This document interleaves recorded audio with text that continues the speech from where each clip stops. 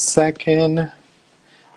Thank you for joining us for this episode of Tea Time with Brian. It's episode 22nd.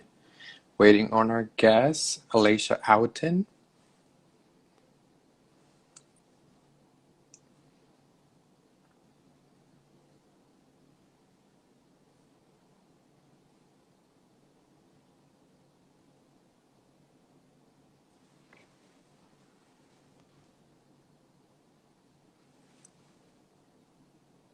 Hello.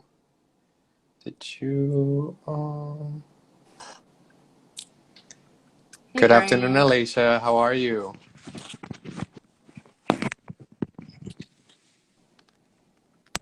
Can you hear me?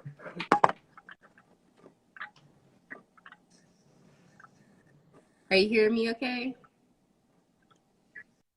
I can hear you. You're a little bit delayed, but I can hear you, yes. The connection might be a little bit.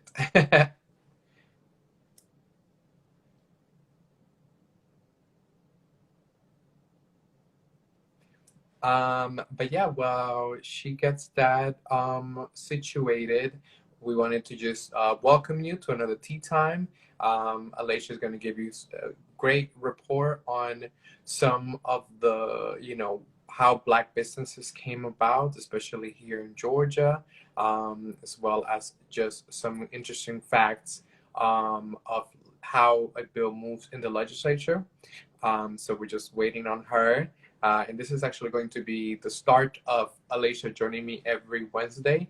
So it's definitely very exciting times. Just want to, keep it fresh, keep it new. Um, and yeah, like definitely a lot of different things coming down the pipeline. Like I've told you, promise you, for the last couple of live streams, we're having a lot of different guests, as well as state officials. We want to make sure that, you know, us young people are paying attention even in an off year. Especially for my Augusta folks, there is a SPLOS election coming up in March that I definitely want you guys to keep in mind. This is, what affects our day to day when it comes to transportation, infrastructure, roads. So, like, let's say that, any potholes, any, infrastructure, and just way of life definitely affected by this. So make sure you're paying attention because this is your tax dollars that are going into your communities. So we definitely got to make sure that we are holding our commissioners and just elected officials accountable. You will definitely having, we already today are going to go around Augusta, knocking on doors to let, the public know about this election because a lot of times they, I guess she's, okay, Alicia's about to join us. Give me a second.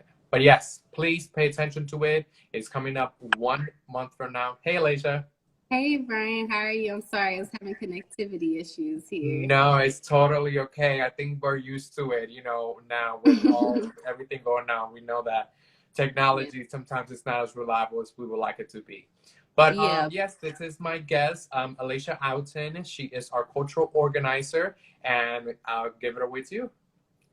Hello you guys. Like Brian said, I am the cultural organizer for Georgia Shift, but I'm also blessed to be working with Black Lives as their head organizer, and kind of just activist for everyone who doesn't have that voice, and kind of just placing those words together for them. Today I don't want to take up a lot of you guys' time. I know you guys enjoy Brian talking. But I do want to just, bring forth the importance of Black owned businesses and Brown owned businesses and how they have evolved over the years. It was due to segregation and a lot of just separation from those of different skin tones of different cultures that actually allowed for us to step into the economic field and actually open up these businesses because we weren't allowed to utilize the businesses of those who actually were being oppressors or we just didn't feel comfortable. Probably wasn't the right product for our skin type or our hair type, and this actually opened up the doors for us to be the forefront of diversity and adversity in the times of you know, a place where it was so stagnant. Since the 1600s and even further back, even Indian tribes have been, you know, opening up small mom and pop shops just to keep the wealth going within our communities and helping the betterment of those brown and black communities and things of that such. For example, we have Joan and George who opened up Johnson Hair Care, and they actually were the first black-owned business to actually make it into American Wall Street and on the stock market. And yes, and it opened up such a wide room to involve and create products specifically for us. And a lot of times that's what the reason why I said that we have to buy the block back is just to keep that wealth to keep generating within our own families and our own, you know, communities and things of that such. So the main thing I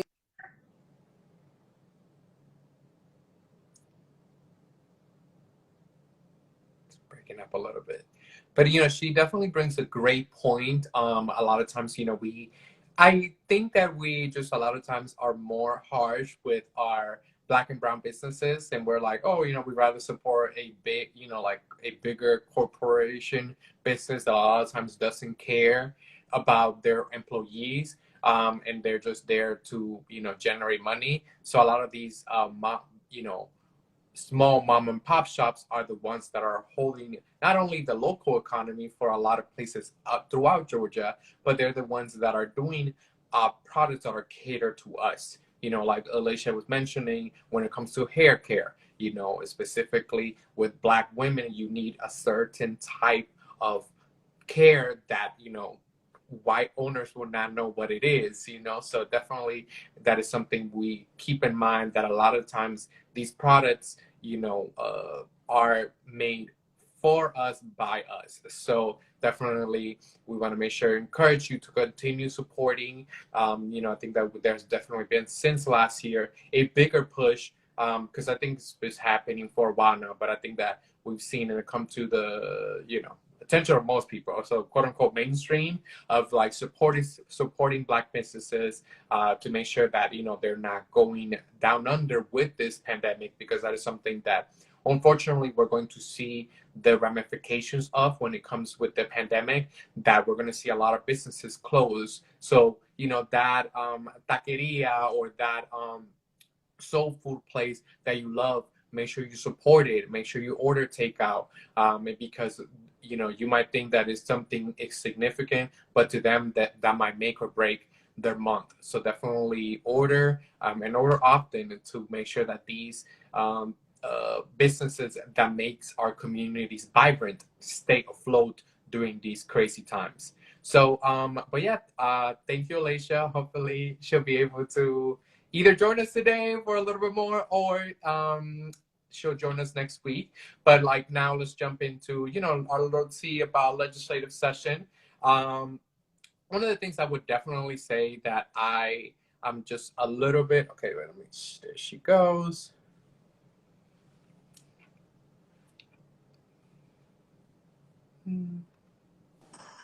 Okay, now I'm back again.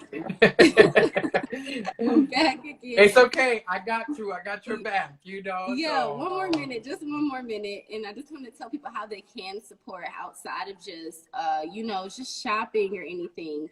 A lot of the times, when I do talk to Black women specifically, or even just Black business owners, I always tell them to know your target audience. And I believe a lot of times people will say, "Oh, well, my fellow black peers, or my grandma, or my, you know, my uncle, they're not supporting my business." And a lot of times I have to tell them, like, you can't get upset because they're not your target audience. But I do believe there's other ways that people still could support these brown and black businesses to keep, you know, to keep that wealth going through. For instance, when it comes to social media nowadays, like, you know, everything is social media driven.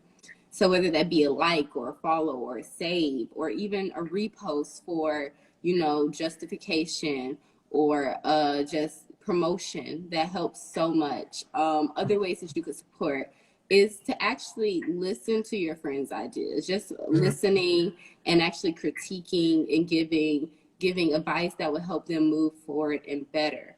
Also, starting your own business is actually a way to keep that generational wealth and community wealth going. Just if you see a demand for something in your community, by you starting a business or helping putting forth the effort to help someone start that business, that creates a area where we're able to thrive in something owned and actually and manufactured and by us, by our community. So a lot of the times people have an idea and they just don't want to, you know, they may not have the funding for it, or they may not know what's the next step. So just lending a hand, advice, being there for your community when there's questions, being there for your community when there's great ideas that could essentially move us forward as a whole, and nurturing those ideas and those people would definitely make us as a whole better. It was times where we couldn't go to doctors of certain colors due to our skin tone or due to our social status, and we pushed out physicians who may have not had uh, real life experience when it came to operation table, but with nurturing and understanding and everything we learned, and we were able to grow through that. And now we have some of the best physicians and surgeons around the world, just based off our struggle and our, and you know, but it's more than just struggle. It's about who helps you out, who helps you, you know what I'm saying, who helps you better yourself. So I just asked before I get off that that we all just try to be understanding and helpful in any way that you can, whether you're a strong writer, whether you're a strong voice, whether you're a strong financial moneymaker, a strong provider, just to try to use those skills to help actually keep our economics going. We'll keep on making footprints. I don't believe that like, oh, first black owned businesses is actually something to highlight, because for years we had to create systems and in stores and price systems and everything for ourselves to make sure that not only are we providing, but the person who's actually receiving our service still could eat at night, still could, you know what I'm saying? So just by everyone putting everything in the pot that they could have, it definitely will make, you know, Black entrepreneurship rise. And right now with business startups rising with more than over 1,000%, and stock markets going, you know, insane right now. This is a time where us as a community, us as people of color, us as the minorities, we have the power to actually make our footprint in the economic side of this world. We're what makes America so diversified. We're what, you know, brings culture to this country that literally had nothing. Like, so by us actually starting these small businesses and everything, we made America. And I believe that's like the bigger picture and the greater picture of this. And it's so beautiful to see how our struggle was actually turned into something that's bigger than anyone can imagine now. So Right, right. And one last thing, because that was something that I kind of jumped in when we, you know, when you hopped off real quick because of the internet connection. I think also we need to kind of like leave behind the notion that just because, you know, it's a black or brown owned business, that is somehow less quality, or because they're charging more, that you're not going to support them. But, you know, a lot of times, you know, because they're created by us, for us, you know, we don't have as much access to those loans. So, you know, a lot of times we have to do it out of our own pocket. So what I was telling our audience is, you know, to make sure that if you do want to see it, to support them when you see them, and not just try to, you know, be a critic before even trying it, you know? So yes, so and a lot of support times comes in so many different ways. Support comes in so many different ways, whether that be a message just saying, hey, I see you, or you just recommend it to someone who may be their target audience. There's a lot of times where I see items that I may not be interested in, but you as a Latino man might be interested in, and I might send it over to you like, hey, Brian, you might like this product and it's owned by someone of color, you know, a small town owner, and they're just trying to get their business started up. It's just it takes you, sometimes you have to think outside of the box, and it only takes Mhm. like 5 seconds just to figure out what way can I take this idea and move it forward. Correct. So when my niece wants to also do something in that field, it's so much easier. That person can actually help them with experience, because at the end of the day, we're who we have to lean on. We're who we have to actually be the pathway and the stars so we could follow to actually accomplish things. So the more Right. that we're more intertwined and connected and actually know how to go about supporting, I believe that we would definitely evolve and grow at a much faster rate than what's already going on right now, which is such a huge thing. Like, we have come so far. So just imagine how much further we could go with just a little Exactly. support and a little realization of how us as people, like I said, just came from such a hard, we turned a hardship into an honor. We turned a hardship into something that's so much greater than anybody could imagine 50 years ago. My grandmother, who Mhm. started just a small candy shop in the corner of Marks, Mississippi, would have never imagined that now her granddaughter or her niece is opening up a hair store, or their own e-commerce building, or even becoming someone who could train people to do e-commerce, or even just forex and making money off your phone, like anything. And there's so many black and brown trailblazers in these industries just due to the fact that we had to make those type of situations for ourselves, so we wouldn't feel excluded. And Mhm. the good thing about that is, as black and brown communities, we know the hardships of that. So a lot of times we try to help other communities who may not be in the same position, or who may want to say, hey, how do I start doing this? Or, hey, I couldn't find any identification within the stores that I already have. And that kind of gives them the idea, like, I need to create my own. I need Yeah. to start my own lane. So I believe that is so much power within just, oh, there's a black owned business. It's so much more power into that. Or, oh, that's a brown owned business. Even when it comes to your local Mexican shops or your Indian food stores, like those spices, everything, like, they actually, it's a history behind that. And it's wealth in that, and it's generational wealth within that, and it's communities within that. It speaks volumes, not only just their products, but the story and the reasoning behind it. You can't find it anywhere else, you know. Yeah. So that culture has so much power, and it's so great to see it. Thank you so much, Alicia. I really appreciated the time you took to join us. And like I was telling our guests, our audience, you'll be starting to join us every Wednesday now. So very exciting. If we're going to dive into a plethora of topics. So you're always going to have something interesting to talk about. If you guys ever want to just jump in and ask any questions, we'll be more than happy to answer them. And, definitely want to make sure that we are engaging y'all to make sure that it's a two-way street. So, but thank you so much, Alicia, and we'll see you next week, okay? All right, you guys have a great day. Bye. Bye. So, you guys, definitely very exciting. Like I told you, this is going to be a weekly thing.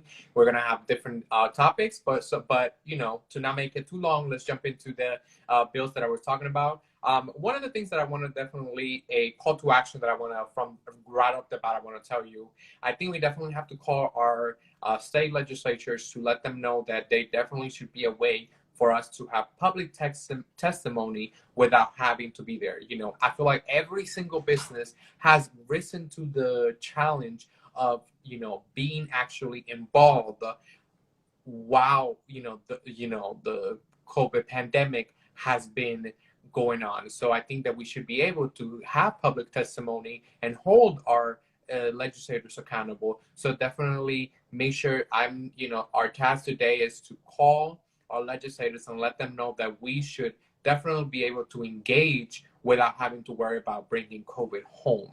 I think it's actually very interesting too that they're even requiring to get our public testimony notarized before we're even approved. So it's like you're just doing, finding any type of way to restrict, us from actually hearing from us. And I think they want to do a lot of stuff in the dark, as we have seen with the plethora of bills that have been, introduced to, you know, restrict our voting, because, you know, we did our thing, you know, not once but twice. And I think that is very telling how, you know, there has been bills introduced to restrict the voting or to make it harder for us.